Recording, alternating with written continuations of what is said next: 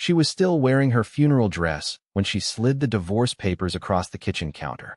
No eye contact, no apology, just red nails, white paper, and that same smirk she'd worn all day, like she was bored at her own father's burial. "I signed mine already," she said, biting a strawberry like it was some rom-com picnic. "You just need to initial the bottom." I stared at her, at the kitchen tile I'd grouted with my bare hands, at the $12 bottle of wine she never used to drink. I blinked. "You want a divorce?" I finally croaked. "No," she said with a shrug. "I have a divorce. All that's missing is your signature." And then she pulled out her phone, scrolled for 2 seconds, and held the screen in my face. A balance. $250 million. 00. Deposited. Final. Cleared. "Dad came through," she said softly, like it was just another Friday afternoon and she'd remembered to pick up milk. I don't remember standing up. I just remember the air changing. That thick, buzzing silence you get right before a tornado hits. I whispered, "You said your dad cut you off." She smiled. "He lied." I was still holding the pen when the front door opened. She didn't tell me anyone was coming over. But the way she didn't flinch, I knew she'd planned this. In walked Travis. Of course. Hair slicked back, buttoned down too tight. That same disgusting cologne he used to accidentally leave on my car seats when I gave them rides after their fake consulting meetings. He kissed her cheek. She didn't stop him. "Oh, hey Dorian," he said, pretending to act surprised. "Didn't realize you were still here." "Still here?" "In my house." I looked at her. "You waited until he was in the ground." "Not even a week." "For days," she corrected. "And technically, he's in a vault." I thought that was the lowest moment of my life. I was wrong. Because 3 hours later, in a velvet-trimmed conference room, while she grinned like she already had it all, the estate lawyer cleared his throat and said, "There's one more clause in the will, and it directly involves Mr. Hartwell." She blinked. Then the smile vanished. And when she heard what came next, that icy, smug woman who'd laughed at my heartbreak went dead white. You know that feeling when someone pulls the floor out from under you, but somehow you're still standing? That's what happened when the lawyer looked at me, then at her, and calmly said, "Clause 47. In the event that Alara Vantner is legally married at the time of Marshall Vantner's death, 100% of her inheritance will be held in a revocable marital trust, co-managed by her spouse, Dorian Hartwell." She didn't react right away. Not visibly. Just blinked. Once. Twice. As if her brain didn't quite register the sentence. And then I saw it. The twitch in her jaw. The same one I'd seen the night she got pulled over for texting while driving and tried to charm her way out of it. She looked at the lawyer like he'd personally insulted her. "I'm sorry, what kind of trust?" The lawyer, a man in his 60s with the emotional warmth of a stapler, adjusted his glasses. "Your father was very specific. He wanted the assets to reflect marital unity. You and your husband must agree on all major expenditures, investments, and withdrawals. Until your divorce is finalized, the money is legally frozen from independent use." She laughed. A soft, breathy, almost manic laugh. "So, you're telling me my teacher husband has to approve how I spend my inheritance?" "Legally, yes." You could hear her teeth grind. Travis, the side piece, tried to step in like he had any right. "This has to be some kind of mistake. Alara is the sole heir." The lawyer nodded slowly. "Correct. But the disbursement structure falls under marital jurisdiction. Unless she can prove infidelity or abuse before the divorce is finalized, the trust stands." Alara turned to me, and for the first time in years, her mask cracked. "Did you know about this?" she hissed. I raised my hands like a hostage. "I didn't even know your dad liked me." I wasn't lying. Marshall barely spoke to me the few times we crossed paths. He once called me Elliot and asked if I was still doing that poetry thing. I teach science. But now it felt like he'd been watching everything. The lawyer handed me a folder. Inside, documents I didn't understand and a key to a safety deposit box in Nevada. Alara ripped the folder from my hands before I could react. The lawyer sighed. "That's illegal, ma'am." And in that moment, I saw it. She wasn't just mad. She was afraid. Afraid that the power she thought she held had slipped right through her fingers. We left the office in silence. She didn't speak on the drive home. I sat in the passenger seat of her car while she clenched the wheel like it was a weapon.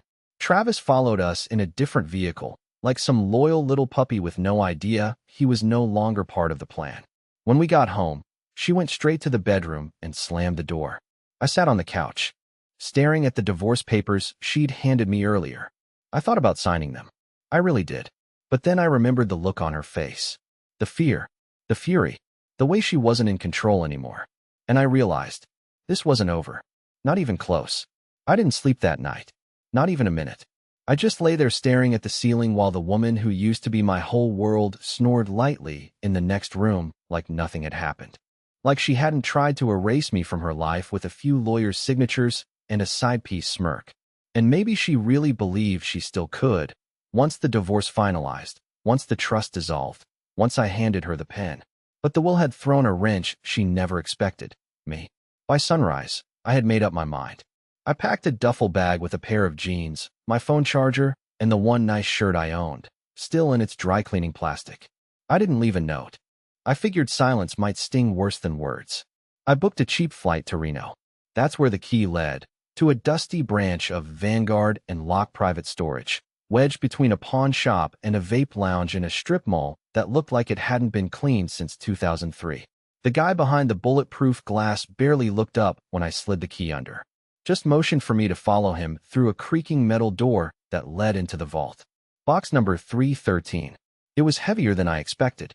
Inside was no treasure chest, no pile of diamonds, no golden envelope telling me I was secretly the heir to some secret family fortune. Instead, there were 4 items. First, a thick manila envelope labeled in faded black ink, for Dorian only. Second, a USB stick in a silver case with a fingerprint scanner. Third, a faded photograph of a much younger Alara, maybe 19, standing beside a man who wasn't her father, but looked disturbingly familiar. Something about the eyes, the posture. It gave me a shiver. And fourth, a single legal document. I opened it, squinted, and my jaw dropped. It was a power of attorney, signed and notarized, from Marshall H. Vantner, giving me full authority to act on behalf of his private holding company, Vantner Eclipse LLC, in the event of his death, and in lieu of any actions deemed hostile by his direct descendant, Alara Vantner. What did that mean? Why me? Why not one of his actual corporate cronies? And what did hostile actions mean? The divorce? The sudden inheritance cash grab? I didn't know what I was holding, but I knew it was dangerous. And judging by how fast my phone buzzed the moment I left the vault, 3 missed calls from Alara, 5 from an unknown number, and a text from Travis that just said, "We need to talk." I wasn't the only one who knew that something in that box changed the game. I wasn't just her husband anymore. I was now the man standing between her and the full $250 million. And maybe, just maybe, that's exactly what her father wanted. Back at the motel, I stared at the USB stick like it might bite me. It sat on the cheap wooden desk beside the crumpled photograph and the envelope I hadn't opened yet.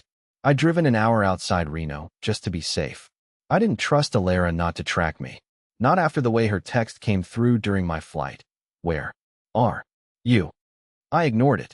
My laptop creaked when I opened it. The fan roared like it was dying. It was the same machine I used to grade papers on. Now I was about to use it to unlock. What? A billionaire's dead man switch? The fingerprint scanner on the USB drive lit up red. I placed my thumb on it, and after 3 seconds, it turned green. Then the files loaded.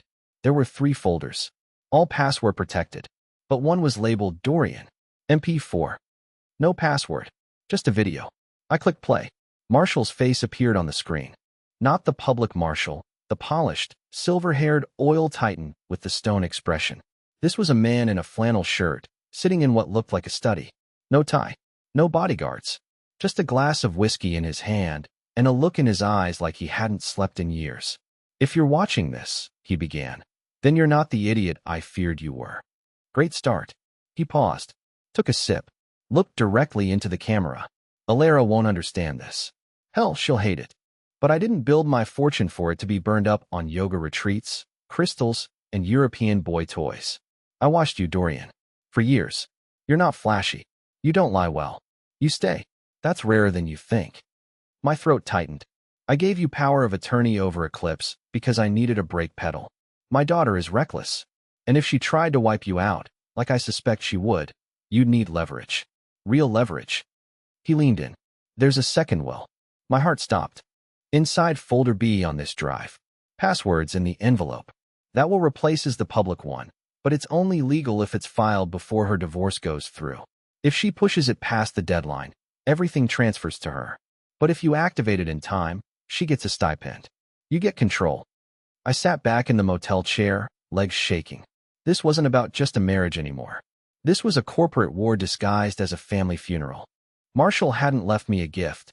He'd handed me a grenade and pulled the pin. I opened the envelope. Inside was a handwritten code, fever pitch 613.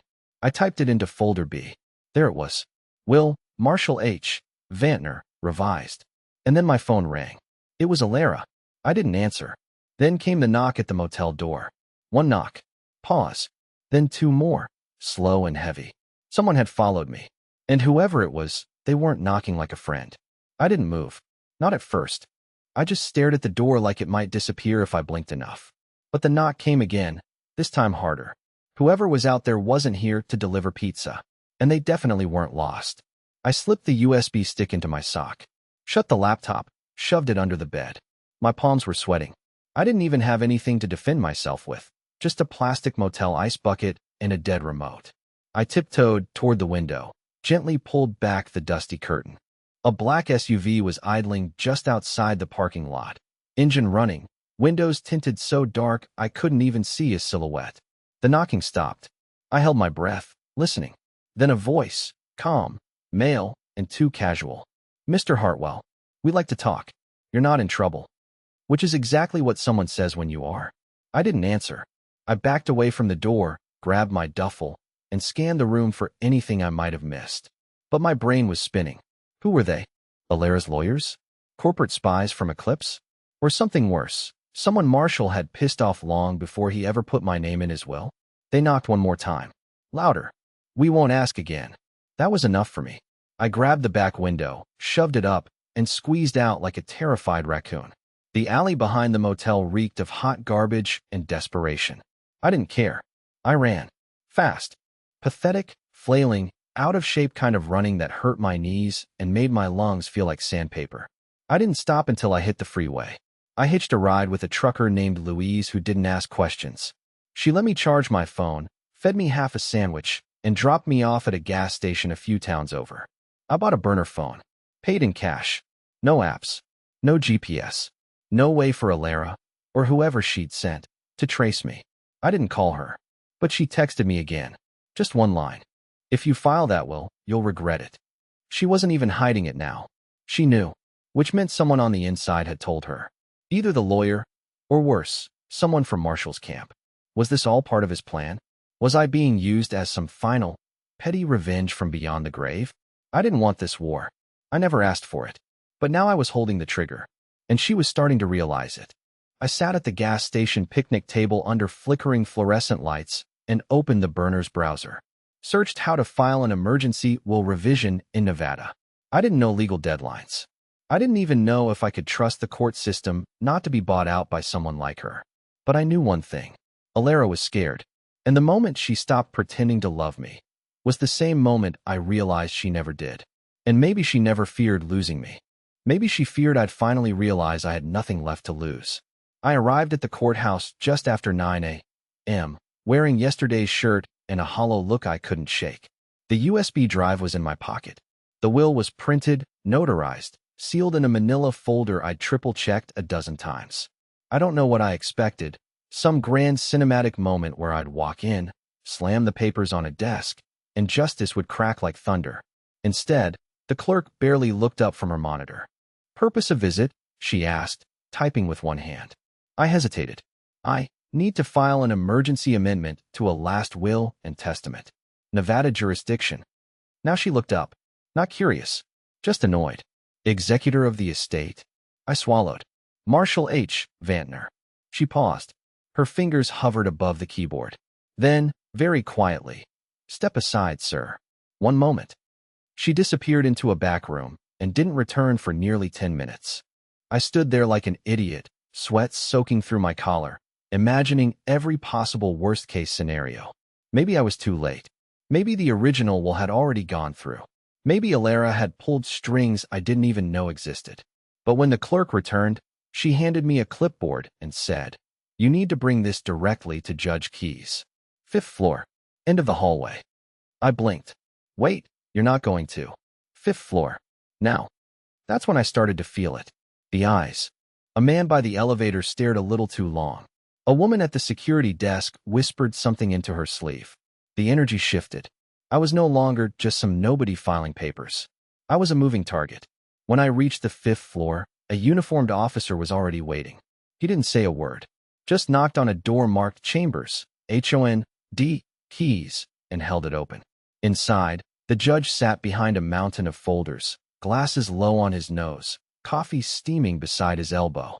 He looked up when I entered, as if he'd been expecting me. I assume you're Mr. Hartwell, he said flatly. I nodded, suddenly unsure if I should even speak. I received a call this morning from Ms. Vantner's legal team, he said, thumbing through a file. They claim this filing is fraudulent, that you're attempting to interfere with a valid inheritance process using forged documents and an outdated power of attorney. My mouth went dry. It's not forged. Her father, he recorded a video. There's proof. And I have the original POA. It was filed before. He held up a hand. Mr. Hartwell, you're not the first man to walk into this courthouse thinking he has leverage over an heiress. But if what you're saying is true, then you've stepped into a minefield you do not understand. He gestured toward the folder in my hand. Place it on the table. And for your own safety, I strongly suggest you stay in Nevada until this is reviewed. Safety? I asked. He didn't answer. I left the courthouse with a pit in my stomach. Everything was out of my hands now. The judge had the folder. The system was in motion. And for the first time, I thought, maybe I'd actually done it. Maybe I'd finally turned the tables. But hope is a funny thing. It lasted exactly 3 hours. That's when I returned to my motel and found the door kicked in. The mattress slashed. The curtains torn down. My laptop gone. On the mirror, written in something red and smeared, were 3 words. You chose war. I didn't go inside. I stood in the motel doorway, staring at the wreckage like it might somehow rearrange itself if I blinked hard enough. But it didn't. The door had been split at the frame, the mattress gutted like an animal, and all my things gone. Not stolen, just removed. Even the crumpled coffee cups from the trash had vanished, like someone wanted to erase all proof I'd ever been there. But the message remained. 3 words, smeared across the mirror in red lipstick or blood or both. You chose war. I backed away. My hands were shaking, my mouth dry. I felt cold even though it was 90 degrees out. For a second, I seriously thought about calling the police. But what would I even tell them? That my billionaire wife was sending some covert legal death squad after me because her father liked me more than her? They'd laugh me out of the station. Or worse, they'd already been paid off. So I did what I always do when I don't know what else to do. I called my brother. Or tried to. His number went straight to voicemail. Which was odd, because my brother Drew never turns off his phone.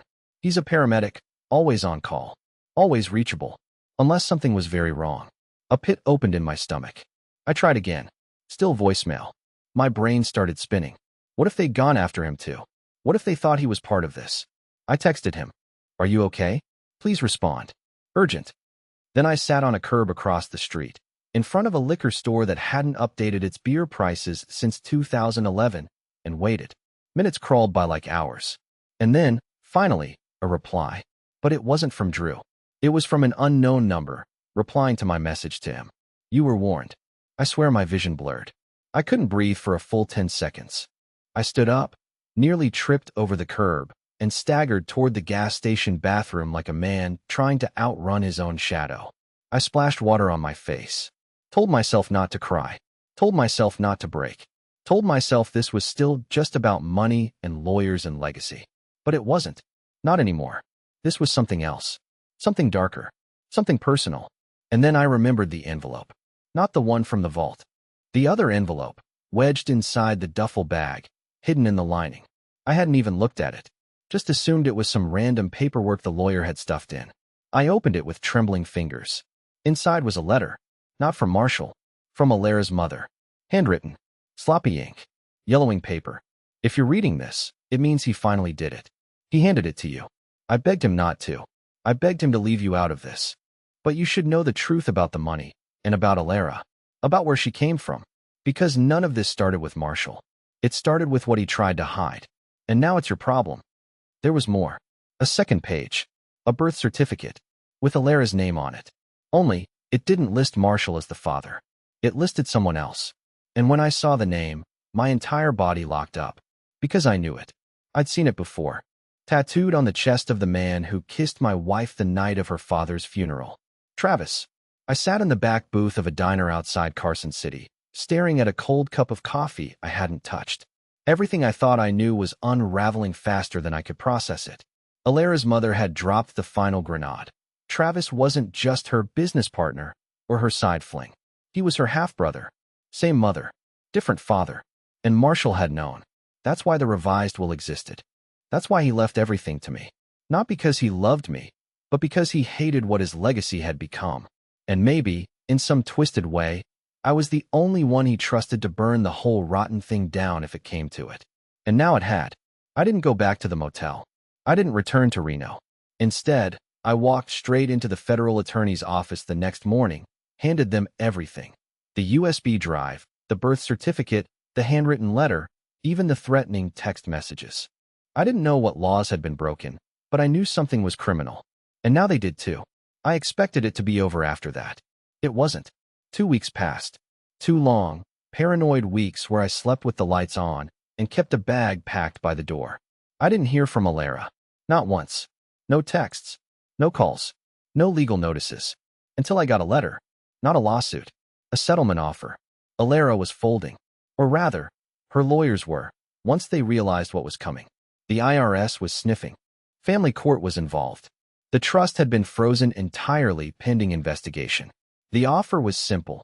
If I agreed not to testify in any civil hearings against her or Travis and withdrew from co-management of the trust, I would walk away with a payout. I expected a few $100,000. The figure? $16. $2 million. I nearly dropped the letter. I didn't sign it immediately. I took 3 days. Spoke to a lawyer of my own. And in the end, I negotiated something better. A non-disparagement clause that applied only to her, not me. Which meant she could never speak about me publicly again, but I could tell my story anytime, anywhere, however I wanted. Like now. So yeah, she got her money. But it's fractured, monitored, dented, and poisoned with scandal. Me? I moved to Oregon. I bought a small house near the coast. I teach part-time again. Still drink bad coffee. Still collect old typewriters. But now I do it from a sunlit room with ocean breeze and 0 texts from lawyers. And every once in a while, I still think about her. How she looked that day in the lawyer's office when she realized I was the final clause she didn't plan for. And I smile. Because she inherited the money. But I inherited my freedom. And sometimes, that's worth more than $250 million.